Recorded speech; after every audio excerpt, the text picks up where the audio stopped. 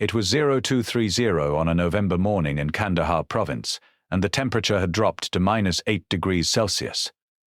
The American Special Forces sergeant who would later describe what he witnessed that night was carrying 42 kilograms of kit and had not slept in 31 hours.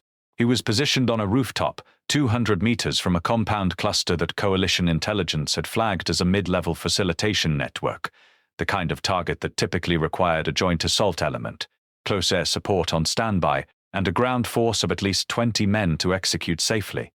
That was the doctrine. That was what he had been trained to expect. That was the calculus every American Special Operations unit ran before putting boots through a door in the dark. What happened instead rearranged something fundamental in how he understood his own profession. 4 men entered the compound at 0247, not 20. Not a platoon with air assets overhead. 4 men in dark clothes carrying suppressed weapons and no visible electronic enhancement beyond what was sewn into their kit. He watched from his rooftop position. He did not fire a single round. There was nothing to fire at. By 0311-24 minutes after the first man crossed the threshold, 6 buildings had been cleared, 3 high-value targets were flex-cuffed and kneeling in the courtyard. 2 armed fighters were dead, and the 4 men were already moving to their extraction point at a pace that suggested mild inconvenience rather than the aftermath of a close-quarters engagement against an alerted enemy in the dark. He filed a debrief the next morning. In it, he wrote the sentence that forms the title of this video: "I watched them clear 6 buildings alone."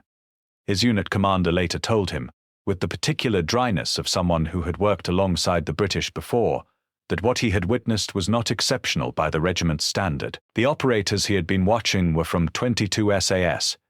What the American sergeant experienced on that rooftop is the subject of this video, not the mission itself, which remains partially classified, but the question his testimony opens up. How do you produce an operator capable of clearing 6 buildings with 3 colleagues in 24 minutes, in complete darkness, against an alerted and armed enemy, and call it routine? What is built into a human being during the years before that moment that makes the impossible look like an administrative exercise? And why, in a world saturated with military documentaries and special forces mythology, is this the first time most people hearing this will have encountered it? The answer starts not in Kandahar in November, but in the Welsh mountains in the 1950s, on a hillside where a different kind of soldier was being created, one for whom the night was not a tactical challenge, but a permanent operating environment, one for whom 4 men was not a limitation, but a deliberate philosophy, and one for whom clearing a building was not a high-stakes departure from the norm, but a skill maintained to the same standard as breathing. The answer starts, as it always does, with selection. The British Army does not recruit special forces operators. It grows them from men who have already survived. One of the most demanding basic military training pipelines in NATO, and then sends them to die in the mountains to find out if the initial assessment was correct. SAS selection runs twice a year, in summer and winter, and the Welsh Brecon Beacons do not adjust their conditions for preference. The winter course begins in January.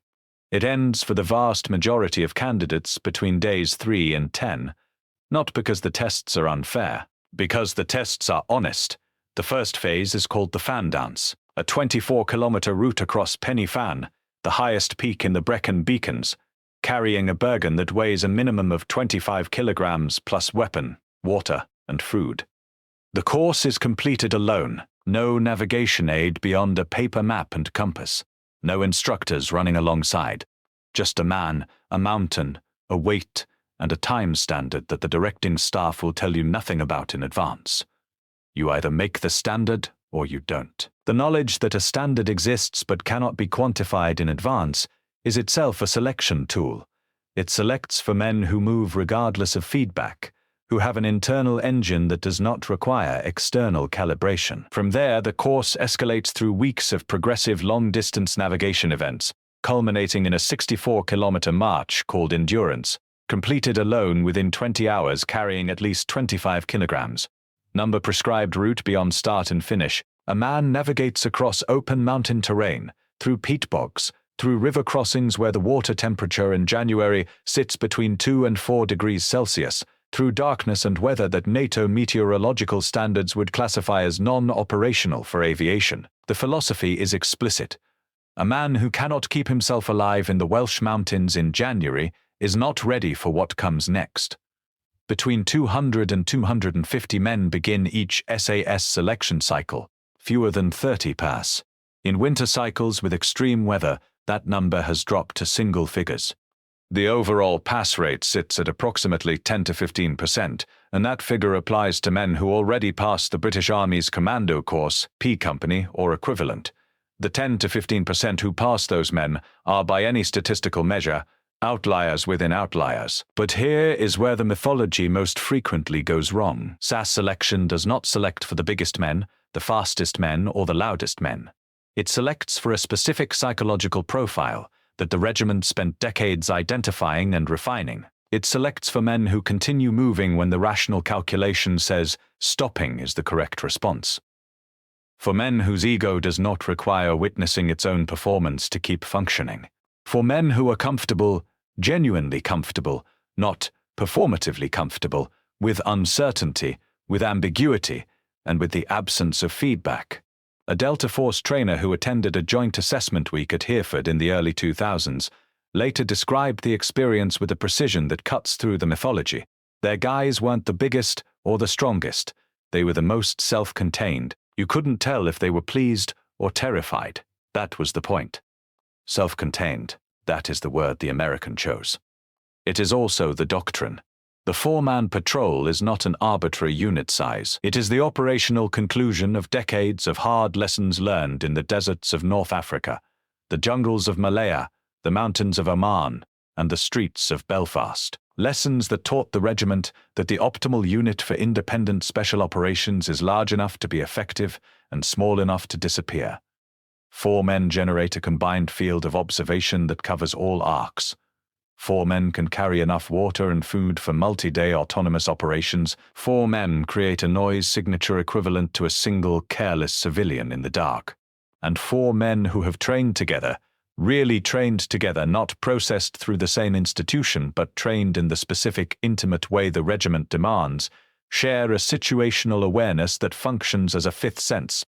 The American understanding of small unit operations tends toward redundancy. More men, more options, more suppressing fire, more routes of egress, more communication links, more air assets. The British regimental philosophy tends toward precisely the opposite conclusion. Fewer men, deeper preparation, greater individual capability, and the confidence to operate at a tempo that redundant systems cannot match, because redundant systems require coordination, and coordination requires time, and time is the only resource that cannot be replenished mid-mission. The night raid that the American sergeant witnessed was not a 4-man operation, because no larger force was available. It was a 4-man operation because 4 was correct. The intelligence picture indicated a low to medium threat density inside the compound. The buildings were of a type, single-story mud construction with predictable internal geometry that the SAS had cleared in variations thousands of times since 2001. The task called for precision and silence, not weight of numbers. The 4 men sent were the precise tool for that precise requirement. They were not an improvisation. They were a doctrine, and the doctrine has a name. The British Army calls it Close Quarter Battle, CQB, and the SAS version of it was developed and codified at Hereford using a training facility that became one of the most imitated structures in military history. They called it the Killing House. The Killing House is a live-fire CQB training facility at 22 SAS headquarters in Hereford. Its design has changed multiple times since the late 1960s, but its purpose has not: to give operators an environment in which they practice entering, clearing, and controlling rooms with live ammunition and live human beings playing hostages and targets at full speed until the decisions made in a room-clearing sequence become not choices but reflexive physical responses. The margin of error is measured in centimeters. A round that goes where it is supposed to kills the target. A round that deviates by the width of a hand kills the hostage. The Killing House teaches this not as theory, but as lived consequence, executed hundreds of times per operator per year, until the body learns what the mind alone cannot retain under stress. American Special Forces visitors have consistently reported the same experience. The SAS operators move through rooms at a speed that seems at first observation incompatible with the precision they achieve. An SAS assault trooper clearing a 3-room building does not slow down to make decisions. He has made the decisions already. In training, in the cumulative hundreds of iterations through the killing house, in the dry runs and the live runs and the night runs and the stress positions designed to degrade motor function and then demand motor function anyway. By the time he crosses a threshold in Kandahar at 0247 in November, the threshold is already familiar. Not because he has been to that specific compound before, but because every compound is the same compound when you have trained long enough. A U.S. Army Ranger instructor who visited Hereford for a joint training exchange in 2007 wrote in his assessment that the average SAS trooper expended more live ammunition in a single month of CQB training than a U.S. Ranger battalion expended in a full deployment cycle. The mathematics of that comparison are worth sitting with, not as criticism of the Rangers, who are exceptional conventional light infantry operating under different force generation models, but as an explanation for why the 4 men who entered that compound in Kandahar moved at the speed they moved. For them, this was simply work. The killing house has been copied by every major special forces unit in the world. Delta Force built one at Fort Bragg. DEVGS grew at Dam Neck. The German KSK, the Australian SAS, the French GIG, all built variations. None of them name what it is. A British invention. The doctrine, the facility, the philosophical commitment to live fire repetition as the only honest preparation for live fire reality, these originated at Hereford, were exported to allies who replicated them, and are now so widely adopted that the origin goes unexamined.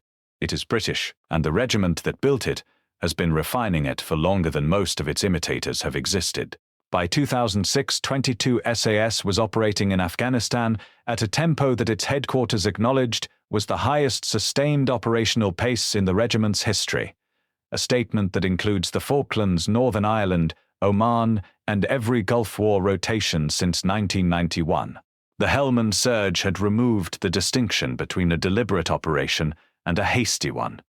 Targets were acquired, developed, and actioned in cycles measured in hours. Operators were executing direct action raids in conditions that a decade earlier would have required 48 hours of preparation and a reinforced element. They were doing them with 4 men and a night's sleep or less. The SAS squadrons rotating through Afghanistan between 2006 and 2014 became, in the language of the American Special Operations community, the gold standard for direct action tempo. Not for the size of their operations or the technology they deployed, for the speed, the precision, and the consistency of results achieved with what American planners repeatedly assessed as inadequate resources. A JSOC liaison officer attached to the British task force during the 2009 rotation later described the experience with a specificity that makes the point better than any statistic. We'd spend 2 days building a target package that they'd execute on 12 hours' notice with a quarter of the manpower and come back with better results than we achieved on deliberate ops. I stopped trying to understand it and started trying to learn from it. They were the product of a force generation model so different from the American paradigm that comparison requires a different vocabulary. American special operations excellence is broadly resource-intensive. It depends on intelligence fusion centers, real-time UAV coverage, close air support packages, and an enabling infrastructure that costs billions per year to sustain. There is no question that it works. The question the American sergeant was beginning to formulate, watching 4 men complete what his doctrine said required 20, is what happens when the apparatus is not available. When the intelligence picture is thin, the air assets repositioned, the QRF an hour away, and the window closing at 0230. What happens is that 4 men enter the compound and 24 minutes later the mission is complete. It is necessary at this point to understand what the enemy saw, not from the outside as the American sergeant saw it, but from the inside, from the positions of the men in those buildings who had warning that something was wrong approximately 90 seconds before it was too late. Afghan insurgent networks operating in Kandahar and Helmand provinces developed, over the years of the British Special Forces presence, a series of internal descriptors for the night raids that they could not adequately counter. Some of these descriptors were tactical, analyses of how the British operators moved, how they communicated under contact, what they prioritized and what they abandoned. Others were something closer to mythology, the kind of language that spreads through a network not as deliberate intelligence, but as fear, expressing itself in words.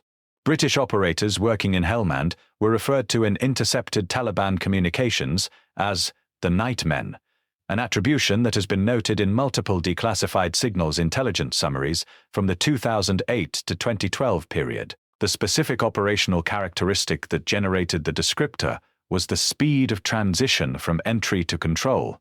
The interval between a fighter becoming aware of the breach and having a weapon at his head was, by multiple accounts from captured insurgents, so compressed that resistance was not attempted, not because of cowardice, but because there was no time to formulate resistance.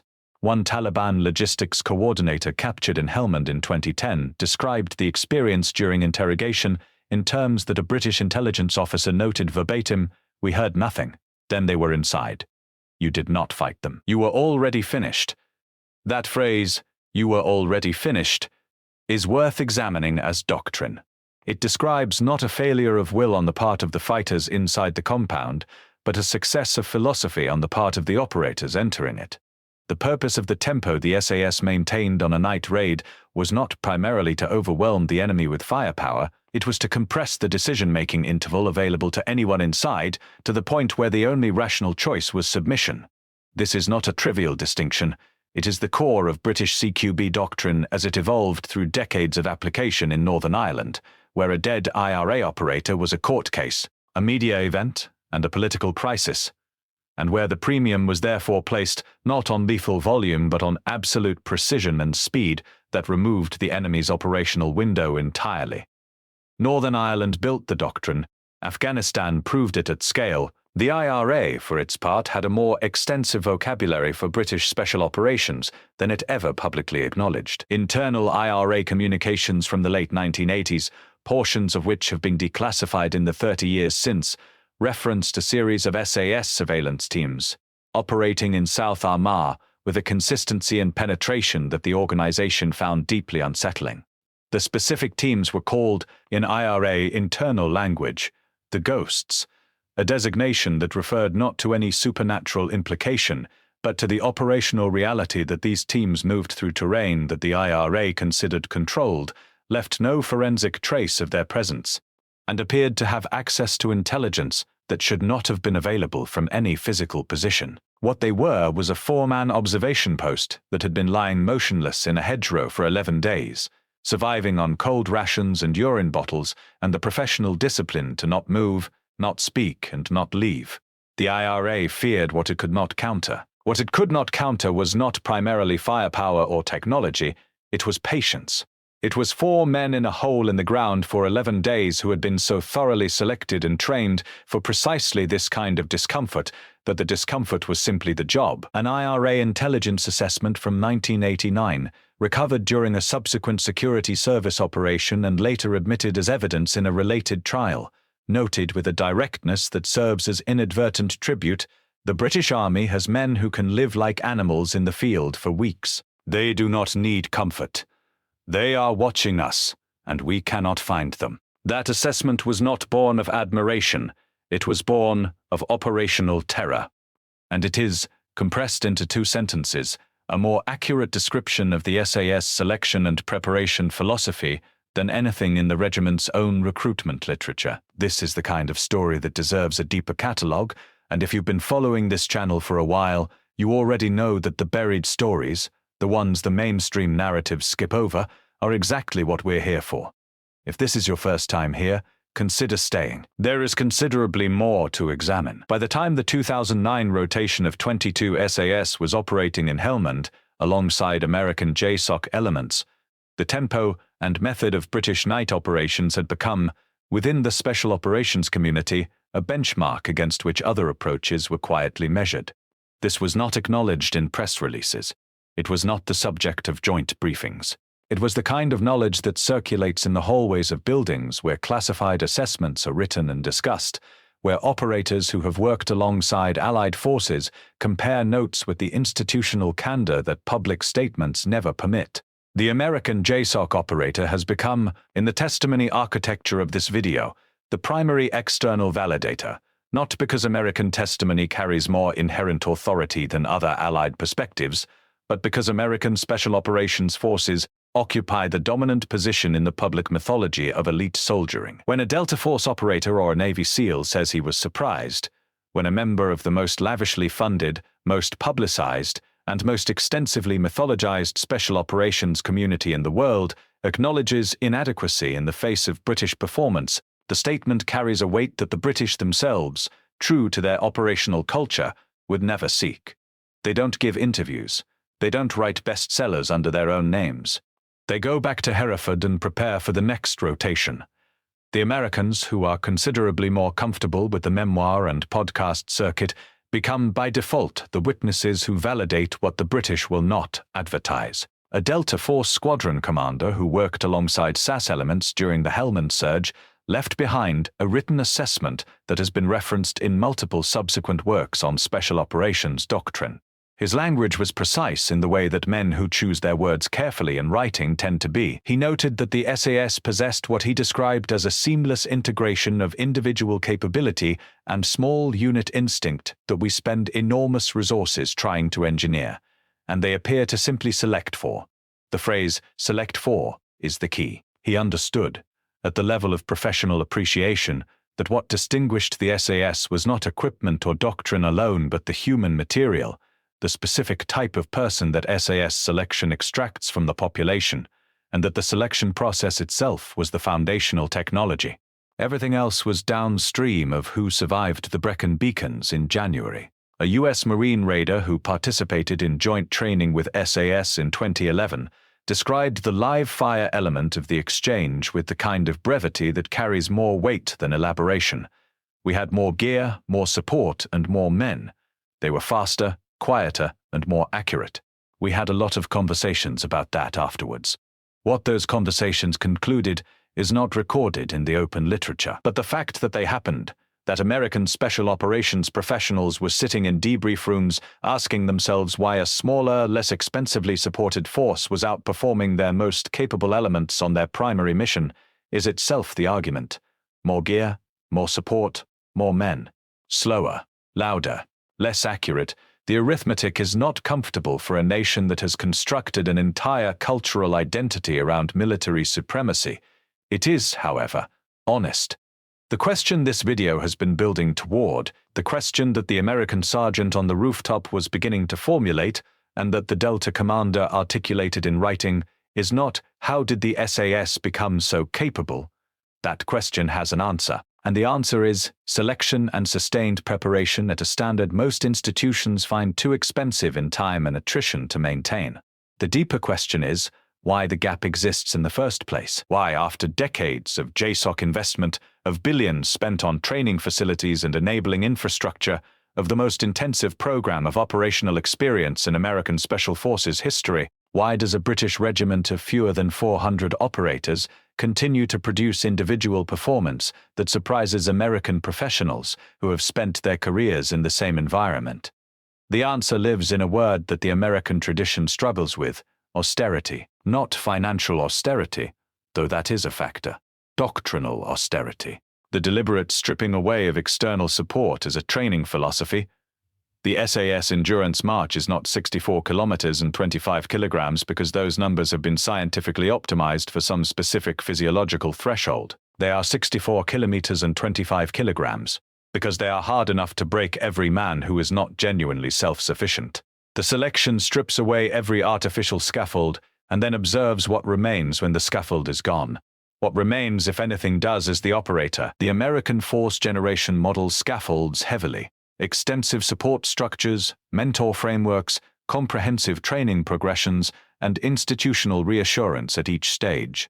These are not weaknesses. They are adaptations to a force generation requirement that must produce operators at volume from a vast population. The British model produces operators at a rate that would be catastrophically inadequate for a large military force. 22 SAS numbers, approximately, 250 to 300 operational troopers at any given time. The US Army has more personnel in its administrative support branches than the SAS has in its entire operational structure. The British model works precisely because the regiment does not need to scale. It needs to be right. And being right means selecting for self-sufficiency in conditions that systematically destroy the non-self-sufficient before they reach the regiment's roles. This is the philosophy that created the operators, the American sergeant watched from his rooftop. It is the philosophy that creates men who walk into 6 buildings at 0247 in November and walk out 24 minutes later with the mission complete, and then write a debrief that does not contain a single sentence about how remarkable the experience was, because for them, it was not remarkable. It was a Thursday. The human cost of this philosophy is something the regiment does not discuss, and the media rarely examines honestly. The public image of the SAS, shaped by the Iranian embassy siege footage, the Bravo 20 memoirs, the fictionalized portrayals, is of men who are hard in a way that is somehow also glamorous. The operational reality is that the hardness is purchased at prices the glamour narrative obscures. The selection attrition rate of 85 to 90% means that for every 10 men who begin the process, 8 or 9 do not finish it. Some are injured. Broken knees and hips, and stress fractures accumulated on the beacons are the most common physical casualties. Some discover, on a hillside in February at 030 with 14 kilometers still ahead and a blister open to the bone, that the version of themselves they had constructed during years of conventional service was not the version required. This is not failure in any ordinary sense. It is honest self-knowledge acquired under conditions designed to produce exactly that knowledge. The men who pass and deploy carry something that does not appear in any debrief. An SAS operator, completing multiple rotations through Afghanistan, carries a physical accumulation that accrues damage at a compound rate. Knees that have absorbed 42-kilo burgons over thousands of kilometers, hearing degraded by the concussive cycles of close-quarters engagements in enclosed spaces. Sleep architecture, altered by years of operational tempo that does not respect circadian rhythms. These are the uncelebrated prices of the Thursday missions. The operational reports themselves are worth noting as cultural documents. When an SAS patrol completes a direct action raid in Kandahar, the resulting report is not an account of heroism or close calls or extraordinary individual performance. It is an administrative record of task completion. Target acquired. Objectives met. Personnel status. Equipment status. Return to base. An American military official reviewing SAS reports during the Afghanistan campaign described the experience of reading them as almost disorienting. Reading these things you'd think they were filing expense claims, not combat reports. That disorientation is the point. The brevity is the professionalism. The flatness is the pride. The broader question, why British Special Operations excellence is systematically underrepresented in the global military narrative, has several answers that interlock in ways that compound the obscurity. The first is operational security culture. The SAS does not give interviews. Its operators do not appear on podcasts under their own names. Its operations are classified for periods that often extend beyond the careers of the men who executed them. This is not false modesty. It is a professional standard rooted in the direct operational reality that loose information kills people. Compromised agent networks, burned surveillance positions, IEDs planted on routes that should have been unknown. The silence is functional. It is also, from a media representation standpoint, catastrophic. Stories that are not told are stories that do not exist in the public consciousness. The SAS made a calculation decades ago that operational security was worth more than public credit. They were correct. The cost is that the American version of Special Forces history told loudly and at volume fills the space the British left empty. The second is the structural bias of the entertainment industry. The SAS Iranian embassy siege, one of the most documented special operations in history, remains without a mainstream Hollywood feature film, despite being objectively more dramatic than half the operations that have received one. And industry built to serve one national mythology will inevitably reflect that mythology. The effect, accumulated over decades, is a global audience that associates special operations excellence with one nationality by default. The third is the most uncomfortable. Some of the underrepresentation is self-generated. The British institutional culture that produces SAS operators also produces an establishment that is not particularly comfortable with the public celebration of violent competence. The understated professional pride that characterizes the British military at its best, the pride that finds its expression in the single-page report rather than the press conference, is precisely the pride that leaves no material for the narrative industry. They are, by temperament and by training, quiet professionals in a world that rewards loud ones. And they go to bed at night apparently undisturbed by the imbalance. What the American sergeant's testimony does, the sentence that opens this video, the sentence that closes his debrief, is perform a function that the regiment itself cannot perform without violating its own culture. It names the achievement. It speaks it in the voice of a professional from a different tradition. A tradition with no institutional interest in flattering the British, which is precisely what makes the testimony credible. He was not there to be impressed. He was there to do a job. What he saw while doing that job was something that redirected his professional frame of reference in a single 24-minute window. This is what the enemy testimony principle, the silent thunder methodology at the heart of this channel's approach, is designed to capture. The British regimental culture will not produce self-congratulation. It does not do press releases. It does not produce operators who describe themselves as exceptional, but it produces operators who are witnessed by people who have the standing to assess them, and those witnesses, American Special Operations professionals, Allied liaison officers, and, on the other end of the experience, Taliban intelligence coordinators trying to understand what they cannot counter. These witnesses fill the silence with something more valuable than self-promotion. They fill it with professional acknowledgement, with the specific, reluctant, credible admiration of people who understand what they are looking at. A Navy SEAL who completed a 2-week training attachment at Hereford in 2005 summarized his experience with a directness that the regiment he was visiting would have appreciated. "I came thinking I'd have something to offer. I left thinking I needed to go back to school." His unit had multiple Hollywood films by that point. 22 SAS had a television documentary from 1996 that the regiment itself had tried to prevent being made. The asymmetry in media representation and the symmetry in professional assessment are the two poles of the story this video has been telling.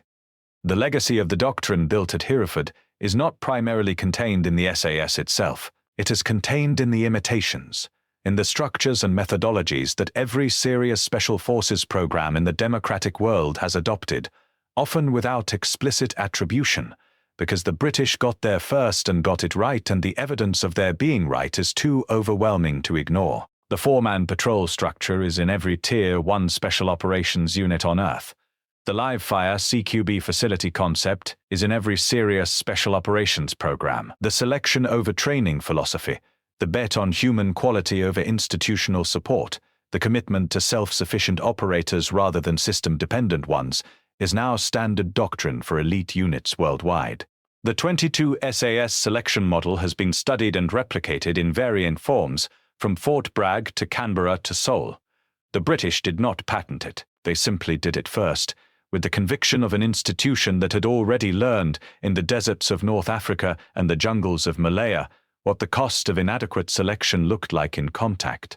Delta Force was founded in 1977 by Colonel Charlie Beckwith, who had served as an exchange officer with 22 SAS in the early 1960s. He spent 2 years at Hereford. He observed what the selection process produced. He returned to the United States and spent the next decade arguing that the American Special Forces community needed precisely that model. His operational concepts document for Delta was unambiguous: "I want to build an American SAS." The regiment he was trying to replicate has never publicly described this as flattering. They would probably call it, at most, professionally appropriate. The American sergeant on the rooftop in Kandahar was, without knowing it, watching the original. He had spent his career in an institution that was founded as a deliberate copy. What he saw was the gap between the copy and the source, not because Delta is not excellent, it is, but because the source had been doing it for 30 years before the copy existed and had not stopped refining in the interval. There is a version of this story that ends here, with the ledger balanced and the comparative analysis complete and the conclusion sitting cleanly on its foundation. But the story that actually matters, the one that the American sergeant's testimony opens and does not close, is not primarily about comparison. It is about what it means to build a human being who can enter a compound at 0247 in November in Kandahar with 3 colleagues and 24 minutes later have the mission complete and the courtyard clear and the debrief written in the flat language of a man who is already thinking about the next. 1. It means selection. Years of it.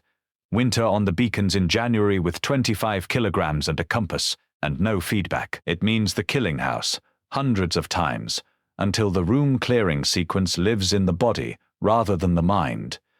It means the 4-man patrol, the particular intimacy of 4 men who have trained together until they share a situational awareness that does not require radio communication to function. It means Northern Ireland, and the specific education in precision that a counter-terrorism environment provides when the alternative to precision is political catastrophe.